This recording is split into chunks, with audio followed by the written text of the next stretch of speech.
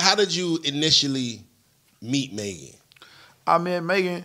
Literally, I had Instagram for about 3 days, just scrolling. You know what I'm talking about? And I seen it on it just popped up. Cause the dude who made my Instagram, he just started following nothing but strippers and all this.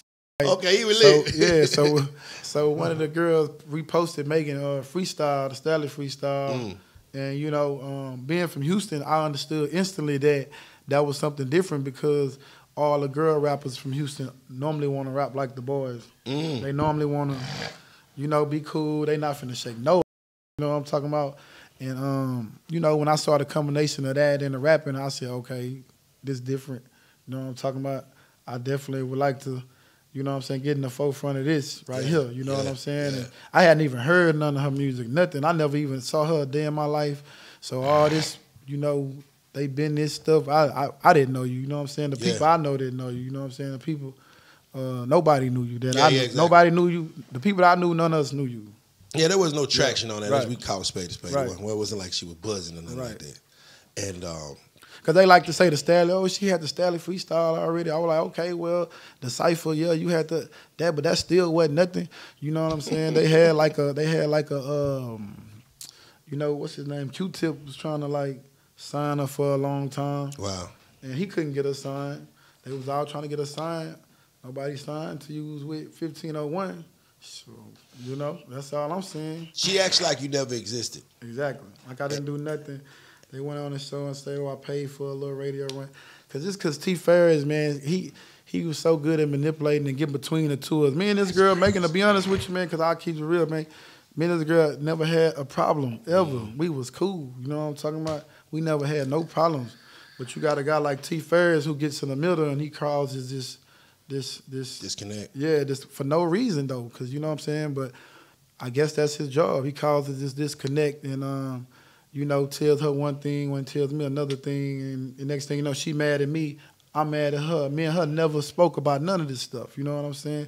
And never had an argument. You know, yeah. And this stuff about me stealing money, you gotta know this was T. Farris. Everybody know who T. Farris is in Houston and what he does. I mean, if I gotta think about who's gonna steal the money, I got a homeless guy over here that is stolen the artist, and I got a very successful baseball player. I can put your business out there of how much. You know what I'm saying? Like, I mean, you can.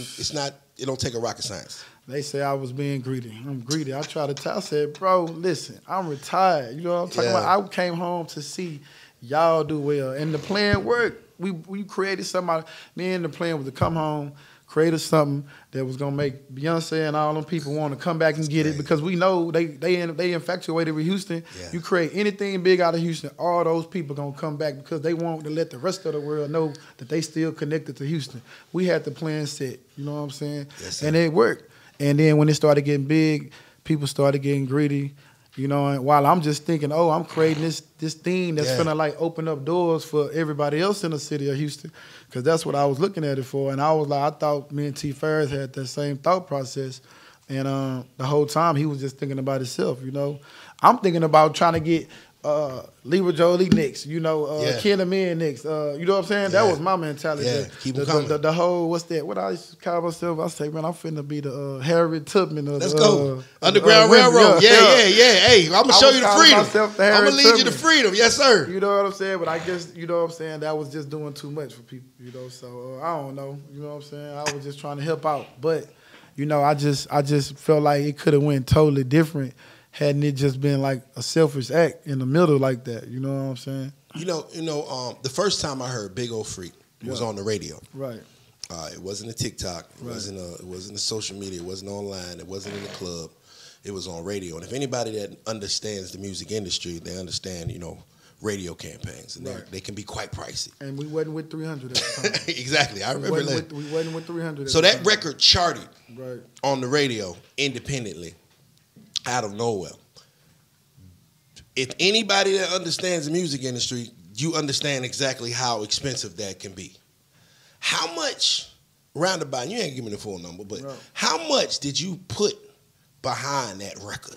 So we put well over like 6 figures. You know, you got to do that.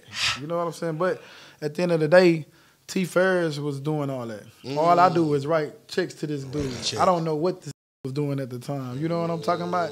He could have been doing anything. All I know is, shoot, I got checks written to T. Farris up to the range of like $2 million. Oh, my God.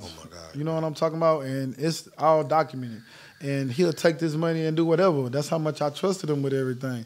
You know, and he'll go tell Megan he paid for everything. So Megan thinking, Megan thinking that this guy is paying for everything because he might say something like, you know what, I'm paying him every month now. Yeah. He might say something like, yeah, well, I'm spending my money. Carl ain't do. You know what I'm talking about? He might say, I don't know. He got clever ways of like doing that, making people think that he's doing something that he's not. You know what I'm saying? He got a great imagination, so he'll lie. He'll forget he told you a story and that he put himself in. I asked this about a story. I'm like, yo, you remember when you told me this story? He was like, yeah. Oh, I said, oh, he wasn't even you. You was lying. You done put yourself in a whole nother fantasy, bro. So in that moment, I knew like his imagination is real, like it's a real big imagination. You know, you know what it sounds like? It sounds like when a dude trying to holler at a chick and you got a girl and he try to dry snitch or try to hate on you to try to get the girl like that. Listen, some whole snake. I just wasn't seeing it coming. I just didn't see it coming from him. You know what I'm saying? I really was like, hey man, we gonna try to make your first million. You know, doing this, bro. We gonna be you at the boss table right now. I mean, now he working for Megan. You know what I'm saying? And all that. But you know, he left the boss seat to go run behind that, to do that when, you know, we were supposed to be breaking all. It wasn't supposed to just be no Megan. Yeah. They was like, okay, she was going to be this one-in-a-lifetime talent. Great. We could always be known for starting it like we would have been known, but he wanted to take the whole ride with it. Wow. I wanted to find 10 Megans, you know what I'm saying? So we just had a different mindset.